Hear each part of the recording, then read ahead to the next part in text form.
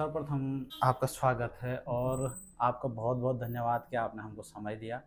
और हम आपके आभारी रहेंगे कि आप हमारी इस यात्रा में हमारा मार्गदर्शन कर पाएँ। तो आप अपने राजगुरु होने के नाते और इस कार्यक्रम को तब से संचालित कर रहे हैं, तो इस संबंध में आपका जो अनुभव हैं और हमारे जो ये इच्छा है कि हम जात से पहले कुछ अपना प्रयास कर पाएँ, जिससे समाज तक और प्रशासन तक सभी तक ये बात पहुँचे कि क्या स्थिति है जहाँ ये हिमालयी महाकुंभ होने वाला है। तो उसके संबंध में आपके विचार और आपका मार्गदर्शन हमें बहुत हितैषी लाभप्रद रहेगा। तो आपके क्या विचार हैं? धन्यवाद। पहली बात तो ये कि लगभग 1985 से मैं इस यात्रा में सक्रिय रूप से जुड़ा हूँ और ये बात बहुत सुखद है कि जो नई पीढ़ी है वो स्वतः स्फूर्त होके इस कार्यक्रम में आगे आ रही है। इसके लिए हम समिति की तरफ से आप लोगों का स्वागत भी करते हैं और धन्यवाद भी देते हैं। 1985 में मैंने एक विचार, उस समय के हमारे साथी थे प्रकाश पुरोहित पत्रकार थे, मैं उस समय नौवा टाइम्स का संवाददाता था। तो मैंने उनसे कहा कि भाई क्यों ना इस यात्रा पर उस की जानकारी, उस यात्रा मार्ग की जानकारी, पड़ावों की जानकारी, क्या क्या असुविधाएं हैं उनको लेके एक अध्ययन यात्रा होनी चाहिए।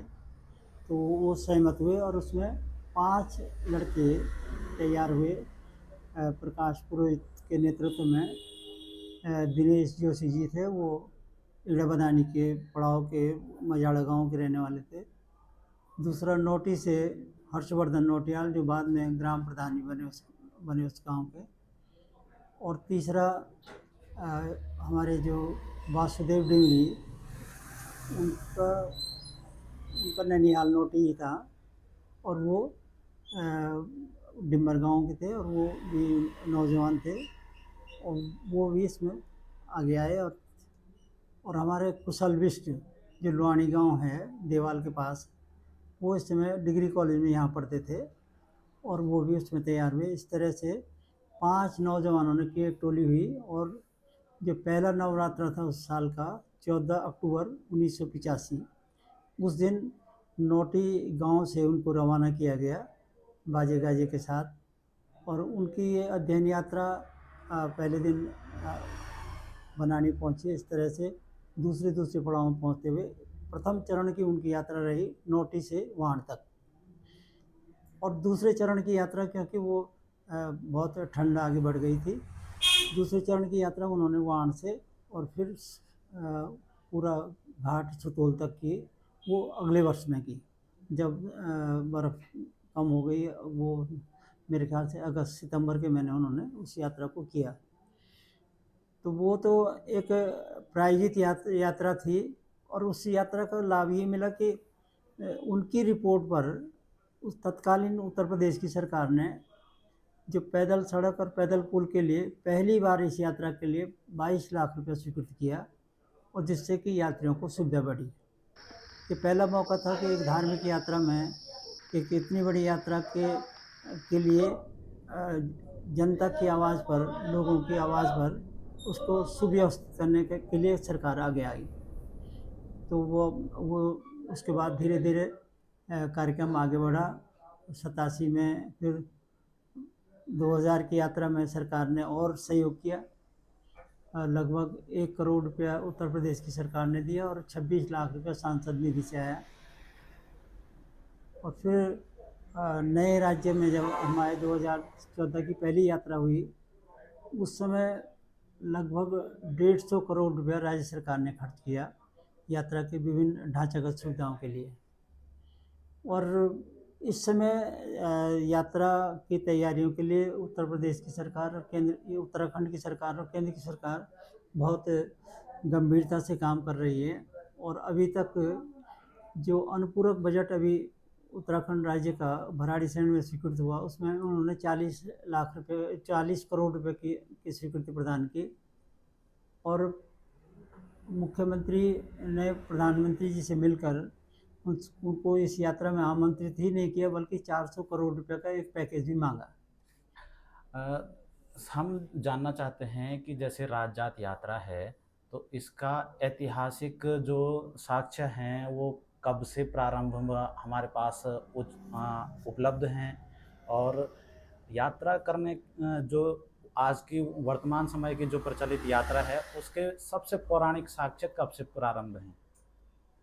इस यात्रा को जैसे कहा जाता है कि गढ़वाल की राजधानी जब स्थापित हुई चांदपुर गढ़ी में, तब उन्होंने चांदपुर गढ़ी के पास नोटी गांव में अपने जो गुरु हैं, जिनको राजगुरु नौटियाल कहते हैं, उनको बसाया और वहीं पर उन्होंने श्री यंत्र की भूमिगत स्थापना की। और चूँकि राज्य को चलाने के लिए, राज्य के लिए ये महत्वपूर्ण था कि उसके आसपास क्या वातावरण है, धार्मिक रूप से लोगों की क्या चिंताएं हैं, क्या उनकी मान्यताएं हैं, क्या आस्थाएं हैं। तो नंदा देवी का एक साम्राज्य था, पूरे था और है अभी भी उत्तराखंड में, और ख़ासकर इस मध्य हिमालय में पूरा इसकी टेरिटरी है नंदा देवी की। और क्योंकि राज्य चलाना है तो जो लोगों की जनमानस की जो इष्ट देवी थी वो नंदा देवी थी, तो उसकी यात्रा को एक सुसंगठित और व्यवस्थित करने के लिए उन्होंने एक यात्रा का शुभारंभ भी 8वीं शताब्दी से नोटी से प्रारंभ किया। और जो निरंतर 12 साल के अंतराल में होती रही। कई बार ऐसा भी हुआ कि वो 12 साल के बाद भी हुई, लेकिन 2-3 यात्राओं से हम देख रहे हैं कि लगभग 12-13 साल में वो यात्राओं का आयोजन हो रहा है।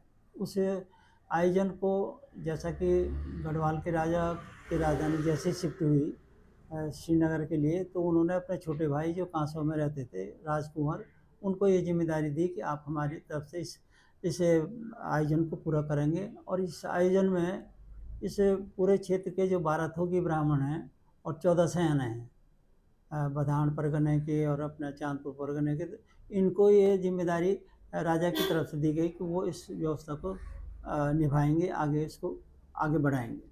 तो वो इस तरह से ये जो कांसवा के राजकुंवर हैं वो को यात्रा को पूरा करते हैं। साथ ही जो चांदपुर गढ़ी जो किला है उसमें गढ़वाल के राज परिवार के सदस्य आज भी पूजा करने आते हैं। और 1968 की यात्रा में तो मुझे खुद याद है कि गढ़वाल के तत्कालीन अंतिम जो राजा थे मानवेंद्र शाह, जिन्होंने 1-2 साल राज भी किया, उन्होंने ये घोषणा की कि अब से इस यात्रा में बलि प्रथा नहीं होगी। तो 68 के बाद पूर्णतया नंदा देवी राजजात में बलि प्रथा बंद है। नोटी में तो 1 शताब्दी गुजर गई, बलि प्रथा 1925 में वहाँ पर बलि प्रथा बंद हो गई है, 1925 में। तो वो इस तरह से ये राजा के द्वारा अब आज भी पूजा अपने जो गढ़ हैं, जो उनके किले हैं, उसमें की जाती है। पड़ावों के संबंध में और यात्रा शुभ होने की जो तिथियां होती हैं, उसमें क्या कोई पूर्व निर्धारित कार्यक्रम होता है कि इसी तिथि से का राजजात यात्रा शुरू होगी और इसी तिथि को होमकुंड में समापन होगी?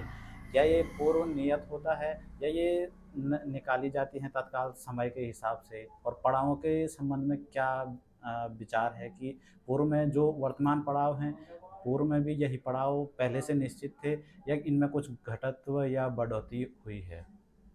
पड़ाव तो लगभग वही हैं, पहले के हैं। लेकिन इस यात्रा के जो कार्यक्रम जब तय होता है तो उसमें मुख्य रूप से सबसे पहले देखा जाता है कि अमावस्या कब पड़ रही है। और अमावस्या की रात्रि को काली के श्री यंत्र की पूजा होती है कुलसारी में। तो जब दिन तय होता है तो हम उसको कुलसारी को ही पहले केंद्र बिंदु होता है, तो कुलसारी से हम पीछे की गणना करते हैं कि हमको नोटिस से कब चलना है, उसके अनुसार वो कार्यक्रम बनता है। दूसरा जो, क्योंकि यात्रा में बलि प्रथा बंद हो गई है, तो ये ज़्यादा कोशिश ये होती है कि अष्टमी या नवमी की जो मिलान की तिथि हो, उस पर यात्रा को होमकुंड में पूरा किया जाए। और अब हमारे ये भी मानना है कि हम सप्तमी को वेदिनी में पूजा करके हम आगे बढ़ें और नवमी की पूजा होमकुंड में करें। ये तिथियों पर है। और तिथि निकालने से पहले एक मनोती का भी कार्यक्रम होता है, भगवती का। और उससे पहले जो प्रथम अनुष्ठान है नंदा राज जात का, वो है उपराई देवी की मौड़ी। उपराई देवी की मौड़ी में ये कार्यक्रम है कि यात्रा से पहले उस क्षेत्र के जो भूमियाल देवता है उसकी पूजा करना आवश्यक है। तो पहला अनुष्ठान तो पिछले वर्ष पूरा हो चुका हाँ, है। संभवतः तो 1 वर्ष पहले एक हो वर्ष जाता पूरा, है वो हाँ, कार्यक्रम। हो गया है। और वो मेरे ख्याल से ये जनवरी 2024 में वो कार्यक्रम पूरा हो गया। अब 23 जनवरी 2026 को वसंत पंचमी है। उस दिन कांसवा गांव से जो वहाँ के राजकुमार हैं वो रिंगाल की जो छंतोली है उसको मनोती के रूप में नोटी मंदिर में लाएंगे कि हम भगवती आपकी पूजा करने आ रहे हैं और इस यात्रा को करेंगे। और उसी दिन उसका दिन पट्टा भी जारी किया जाएगा यात्रा का। और ये मनोती की जो छंतोली है इसको उसके नोटी के समीप जो शिवालय है, मठ है शिव जी का, शैलेश्वर मठ, उसमें इसको विसर्जित कर दिया जाता है। तो माने एक तरह से शिव जी को ये संदेश दिया जाता है कि हम भगवती को लेके हम मायके से ससुराल के लिए हम आ रहे हैं। तो एक प्रतीक के रूप में शिव जी तक हम उस छंतोली पहुंचाते हैं। और फिर जब यात्रा का दिन तय हो जाता है, जैसे कि संभावना है, पूरी संभावना है कि 2026 में यात्रा होगी। और उस यात्रा का जब कैलेंडर निकलेगा फिर इस यात्रा को मैं फिर रिंगाल की छंतोली और चौसुंगिया मेंढक को लेके राजकुमार का परिवार नोटी पहुंचता है मंदिर में और यहाँ से यात्रा प्रारंभ होती है। और इससे जो राज छंतोली है उसमें एक स्वर्ण प्रतिमा को पर भी प्राण प्रतिष्ठा दे के चढ़ाया जाता है ताकि वो उसे शक्ति के साथ हम इस यात्रा को आगे कर सकें। क्योंकि नोटी में श्री यंत्र भूमिगत है, कोई मंदिर उसके ऊपर नहीं है, इसलिए यहाँ पर डोली का प्रचलन नहीं है। डोली और ये छंतोली का प्रचलन है। तो वो डोली और छंतोली में कोई अंतर नहीं है क्योंकि उसके अंदर भी भगवती की मूर्ति है। और जब ये यात्रा चलती है तो इसमें लगभग पहले के समय तक 500 से ज़्यादा देव डोलियाँ और छंतोलियाँ शामिल होती रही हैं। वो जैसे ही कार्यक्रम घोषित होगा उस कार्यक्रम के बाद वो ये तय करेंगे कि हमारा जो मिलन बिंदु है कहाँ पर हम मिलेंगे, वहाँ पर वो मिलने का अपना कार्यक्रम बनाते हैं। और इस यात्रा में छंतोलियों के साथ साथ जब हम नंद के श्री में मिलते हैं तो बधान की नंदा क्रूर से आके वहाँ पर डोली के साथ इस यात्रा में शामिल होती है। पूरा अल्मोड़ा की नंदा के साथ वहाँ का जो कुमाऊँ के नरेश के परिवार के साथ वहाँ के छंतोलियाँ, निशान और डोलियाँ सब शामिल होती हैं। पिथौरागढ़, चंपावत, बागेश्वर और नैनीताल, अल्मोड़ा और उधम सिंह नगर से। ये जो आप लोगों की नंदा देवी राज जात के मुख्य पड़ावों पर यात्रा मार्ग पर जो अध्ययन यात्रा चल रही है उसमें मेरा आग्रह ये रहेगा कि आप लोग एक पड़ाव से दूसरे पड़ाव की दूरी, समुद्र तल से ऊंचाई, इसको भी नोट रखें ताकि आने वाले यात्रियों के लिए ये सुविधाजनक हो। और दूसरा उस पड़ाव में कि कहाँ पर क्या क्या मंदिर हैं, उनके क्या क्या स्थितियाँ हैं, क्या उनका इतिहास है, वहाँ पर जो पुराने लोग हैं और जो महिलाएं हैं खासकर जागरों का रिकॉर्डिंग अवश्य करें, उनका अनुवाद भी कर लें ताकि लोगों को आगे, क्योंकि जागर फिर ये जीवित रहने वाले नहीं हैं।